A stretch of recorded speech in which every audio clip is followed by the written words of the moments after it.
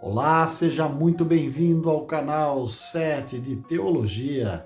Aqui é o pastor Sérgio Lenz e mais uma vez tenho o prazer de chegar até você através deste vídeo para aprendermos juntos a doce palavra de Deus. E é um prazer muito grande poder dizer a você que nós estamos de segunda a sexta, sempre com um vídeo novo, para que você possa meditar na doce palavra e também possa crescer espiritualmente. E antes que nós leiamos o texto que está no livro de Números, no capítulo 14, no versículo 11, nós queremos apenas lembrá-lo que é importante que você faça a sua inscrição no canal e também compartilhe com um número máximo de conhecidos para que nós possamos crescer e crescendo, fazer chegar essa palavra a muitas vidas e muitos corações. E se gostou, deixa o like, e se gostou mais ainda e quer aprender mais, faça o seu comentário para que nós possamos, respondendo, trazer novos assuntos e novos conteúdos. Dito isto, vamos para a palavra, como já informei, Números, capítulo 14 e o versículo 11, para que nós possamos usá-lo como base para o assunto que vamos falar nessa oportunidade. Diz o texto dessa maneira: Disse o Senhor a Moisés: Até quando me provocará este povo? E até quando não crerá em mim, a despeito de todos os sinais que fiz no meio dele? Bem, o momento que Moisés está recebendo essa palavra da parte de Deus é um momento que nós sabemos bem da história, Israel andando no deserto, passando por inúmeros problemas, uma circunstância pior do que a outra, mas também, por outro lado, Deus estava sempre dando o escape, a solução, ensinando o povo a confiar nele, porque até então, como escravos, uma geração após outra formou uma cultura de escravos, onde estavam acostumados a apanhar, levar o chicote no lombo para receber o pão, a carne, o alimento de cada dia. Mas agora o Senhor queria torná-los empreendedores da sua própria vida, da sua própria jornada, da sua própria existência, mas isso só daria certo, só teria sucesso se de fato eles fossem empreendedores que confiassem na orientação do CEO dessa empresa, que seria o próprio Deus. Então, entendendo a partir daí, você começa a pensar que este ponto, onde o Senhor está dizendo: até quando me provocará esse povo e até quando não crerá em mim, há algo mais além da falta da crença verdadeira. E esse algo mais eu julgo que seja o medo.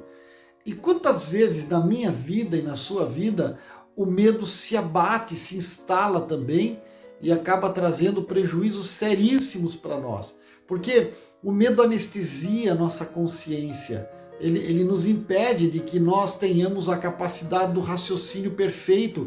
O medo silencia o nosso testemunho e faz com que a nossa boca fechada não glorifique a Deus pelos grandes atos e por suas grandes obras. E acima de tudo, o medo enfraquece a nossa fé.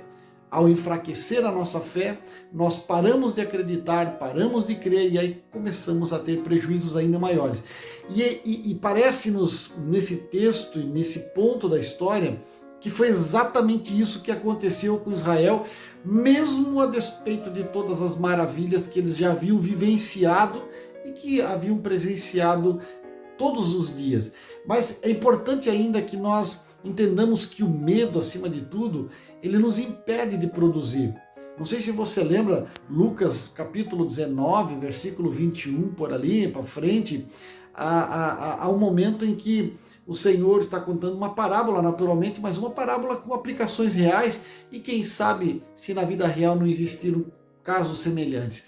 Onde um senhor, um dono lá de uns negócios, enfim, de uns valores, entregou a cada um dos seus servos alguns valores para que estes multiplicassem estes valores, aplicassem esses valores. Quando ele voltasse de viagem, ele haveria de cobrar o resultado daquele trabalho.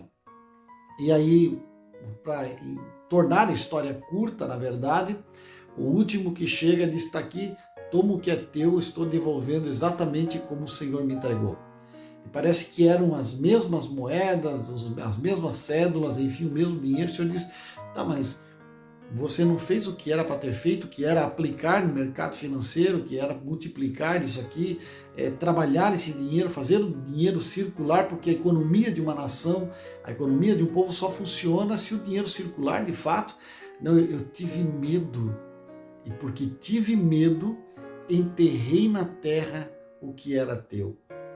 E parece que isso tem uma alegorese aqui muito boa, muito bonita, porque lembra-nos muitos cristãos que receberam dons, talentos, vocações, que receberam capacidades da parte de Deus, mas em vez de multiplicá-los para o reino, os enterrou na terra. Quantas pessoas, por exemplo, alguém recebe o dom da oratória, de poder fazer exegese de textos, e ao invés de se dedicar ao ministério da palavra, ele vai fazer o quê? Vai trabalhar na vida secular. Vai ser, não vou citar profissões aqui para não correr o risco de ofender algum profissional, mas a comparação aqui não está na profissão em si, mas no deixar de fazer para Deus, para fazer para si ou para outro que não seja o próprio Deus. Então, o medo impede de produzir. Aliás, em segundo lugar, o medo, ele impossibilita-nos de sermos nós mesmos. É interessante que quando nós olhamos no Evangelho de Mateus, ali pelo capítulo 14, nós encontramos os discípulos de Jesus, homens formados no mar, formados à beira do mar da Galileia, alguns deles pescadores profissionais, que estavam acostumados. O mar da Galileia, apesar de ser grande, de ter a aparência de mar, mas todo mundo sabe que é um lago grande, mas é um lago. E dizem os historiadores que há um vento que vem das montanhas, de repente se forma uma corrente de vento, passa pelo mar e realmente levantam ondas grandes, mas é uma lagoa para todos os efeitos. E aí eles estão no meio do mar, num barco, no meio da noite, e o que acontece é que o vento sopra forte, a embarcação fica quase a ponto de pique, e aqueles homens que eram fortes, que eram pescadores, que eram treinados, que passaram muitas vezes pela mesma situação, eles gritam apavorados com medo. O medo nos impossibilita. Cadê os homens machos? Cadê os homens fortes, acostumados a enfrentar grandes tragédias? Onde é que eles estão? Eles ficam tão fracos que quando eles veem Jesus andando na direção deles, eles gritam apavorados, dizendo, ah, é um fantasma. Não é fantasma, era Jesus que estava chegando.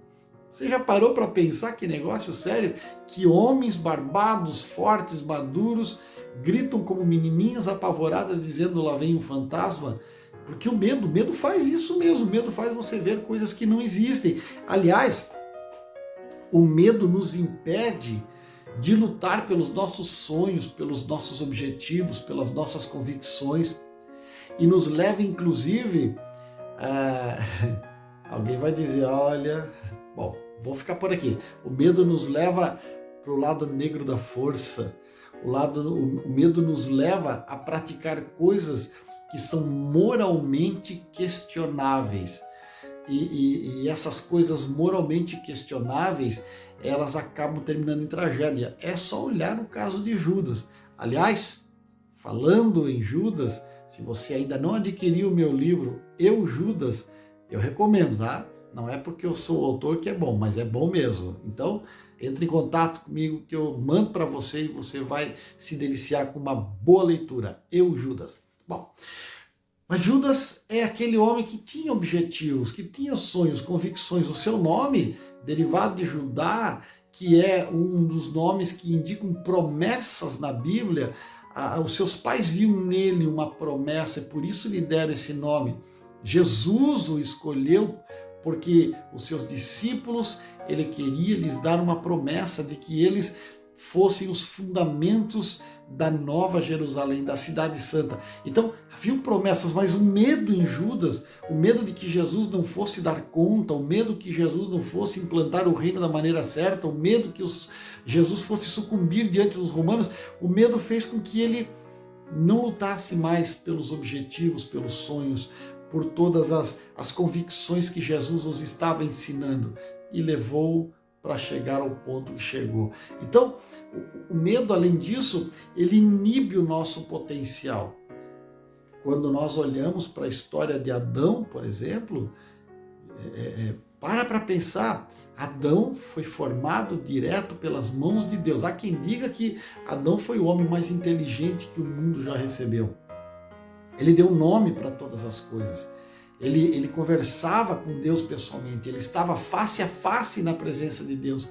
Mas com todo aquele potencial, no momento em que ele pecou, ele teve medo, e o seu medo levou a dizer: tive medo e me escondi.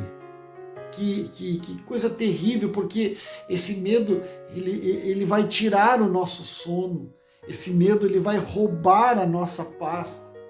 Mas aí eu termino o vídeo lembrando de um texto interessante que o profeta Isaías, no capítulo 51 e no verso 13 diz: quem és tu que te esqueces do Senhor que te criou, que estendeu os céus e fundou a terra, e temes continuamente, todo dia, o furor do tirano, que se prepara para destruir?